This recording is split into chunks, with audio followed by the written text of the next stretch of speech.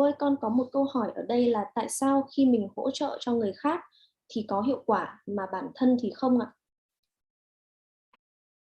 Hỗ trợ cho người ta thì có hiệu quả mà mình thì không, chưa Dạ được. vâng, đúng rồi ạ.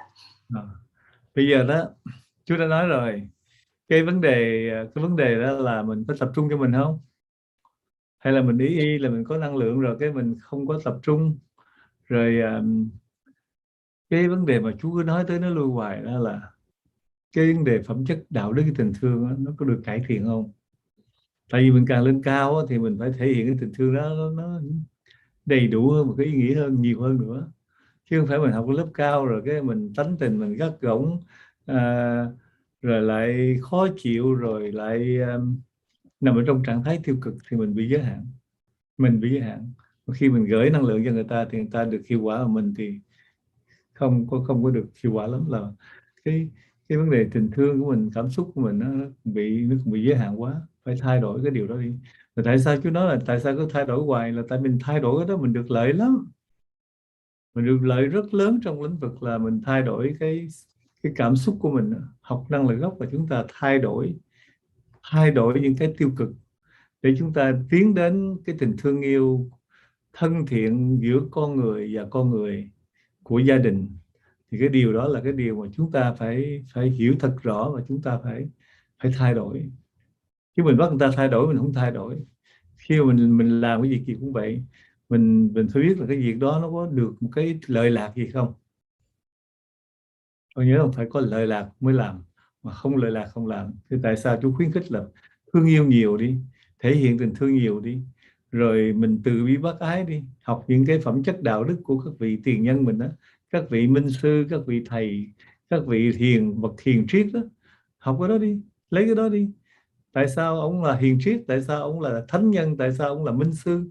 Thì trước đó ông là những cái người thánh thiện hiền lành rồi. Ông là cái người biết thương yêu mọi người hết, thì ông mới tích lũy được cái phần năng lượng đó, ông lấy được cái phần năng lượng đó nhiều, rồi ông mới bắt đầu, ông mới thông minh lên, ông mới giỏi lên, ông mới thành minh sư.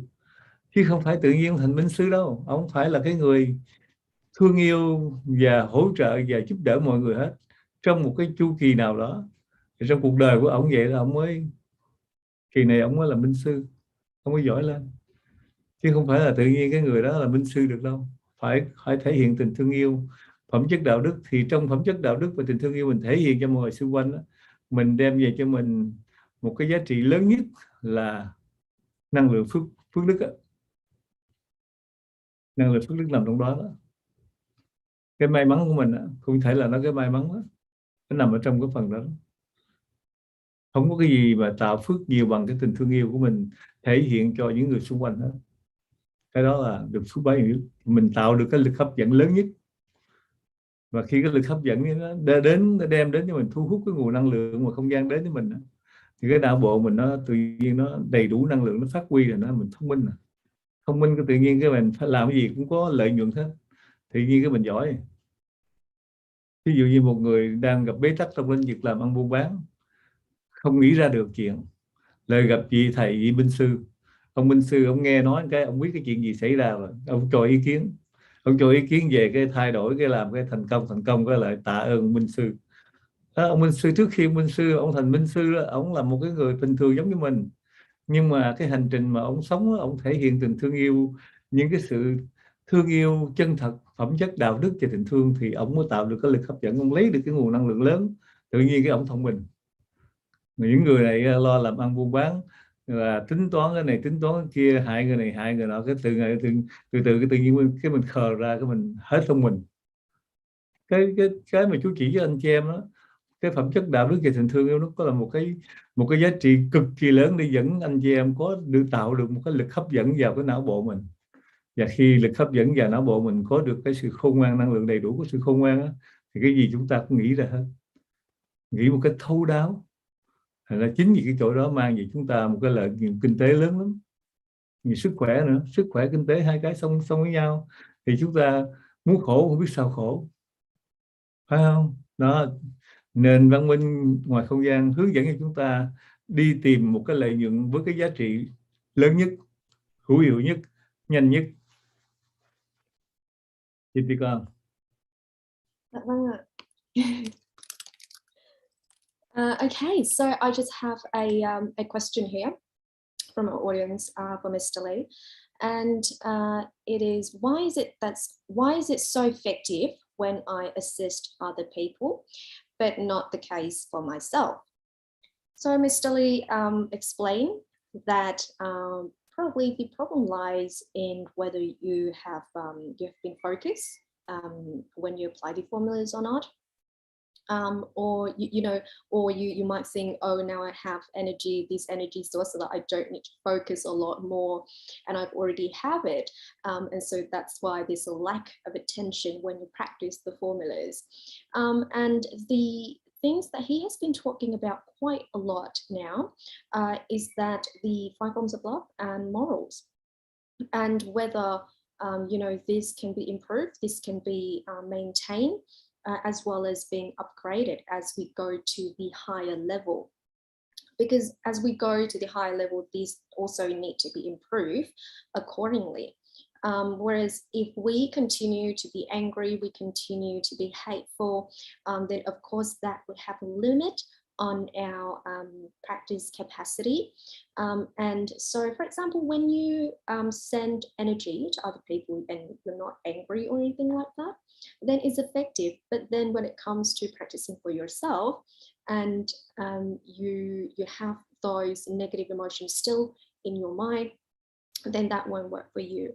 And Mr. Lee has emphasized a lot about the fact that we need to regulate our emotion, particularly get rid of the negative emotions and mindsets, because instead we need to direct our attention to love. And initially that will be love within our family, and then love within our community. Because some of you, practicing energy for a while might tell other people that they need to regulate themselves, but then you don't actually regulate yourself, then it doesn't work like that either. You need to really consider what is beneficial for you. And if something is not beneficial, for example, being angry all the time, being negative all the time, then it's not worth it to do that.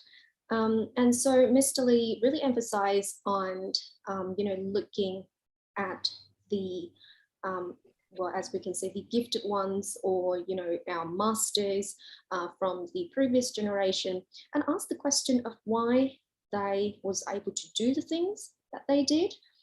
They were people full of love, and it's not, all of a sudden that they become these masters or the gifted one, because they actually in their life, in the life that they lived, they need to have a lot of love for other people, and doing really good things for them to become masters like they were. And they get better because of that love surrounding them. And so it's not that all of a sudden you can become masters or call yourself a masters,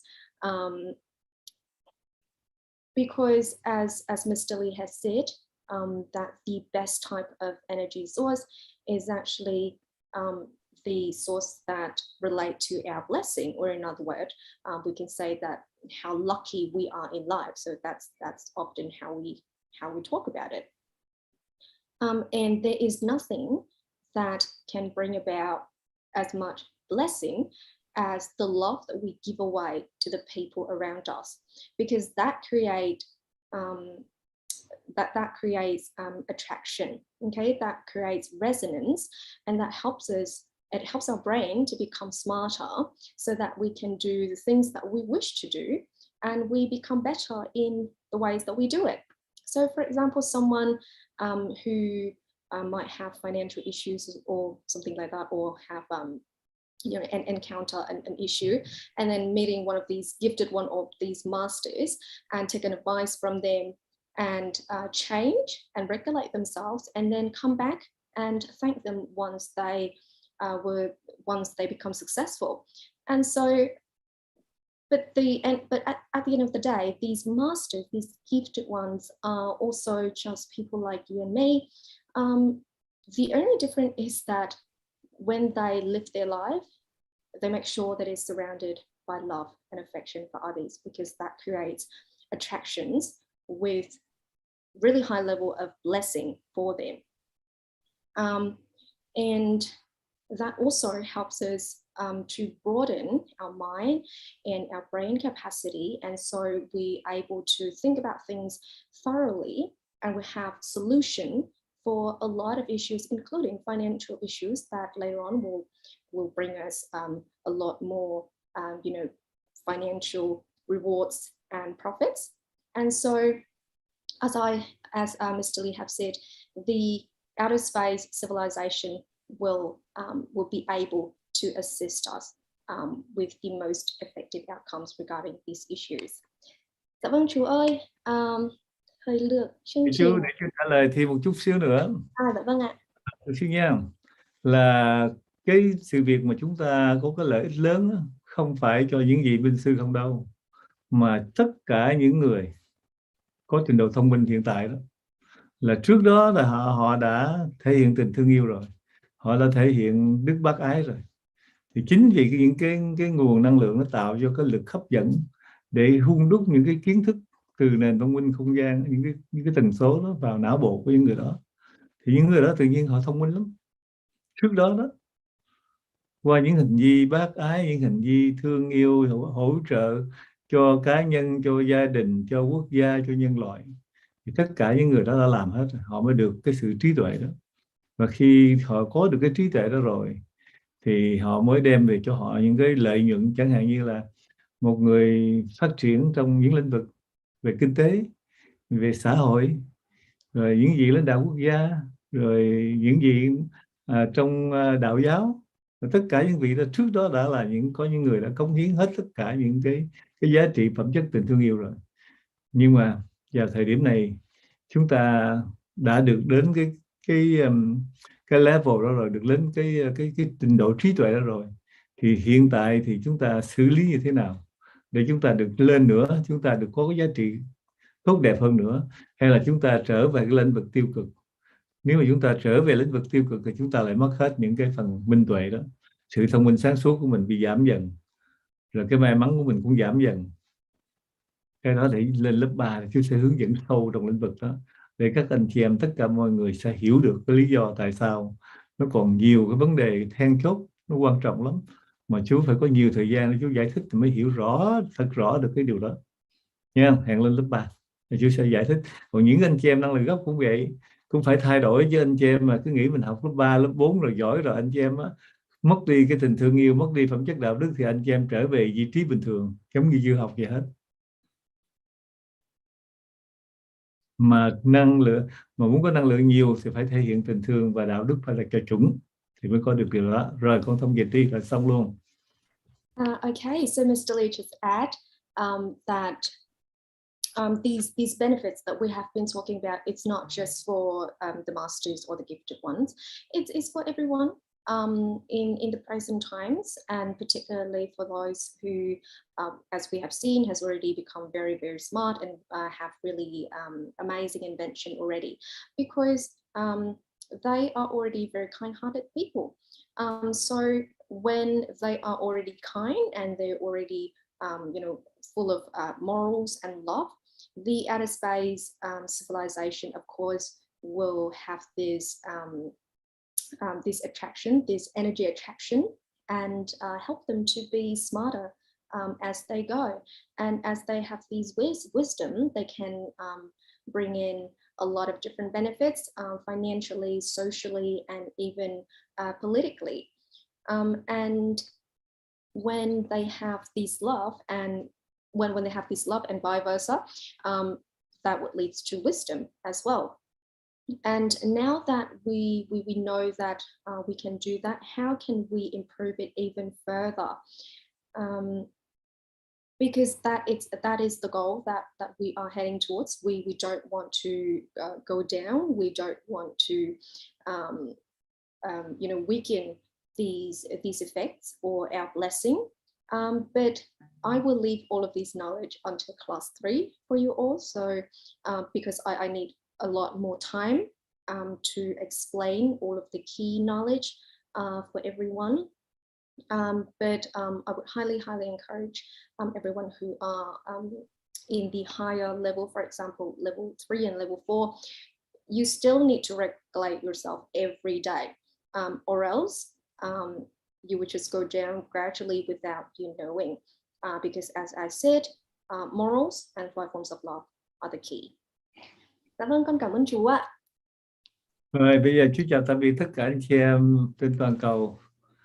Chào cô Diễm Kiều, chào Isabella, Dạ vâng. chào tất cả các đội ngũ IT, anh chị em phụng sự nha. Chào tất cả và hẹn gặp lại trong chương trình kế tiếp. Bye bye. Chào Okay, James. so Bye bye. everyone, that would be it for our live stream today. We hope you enjoy and you find it insightful. And thank you everyone for tuning in, and we will see you in our next live stream together.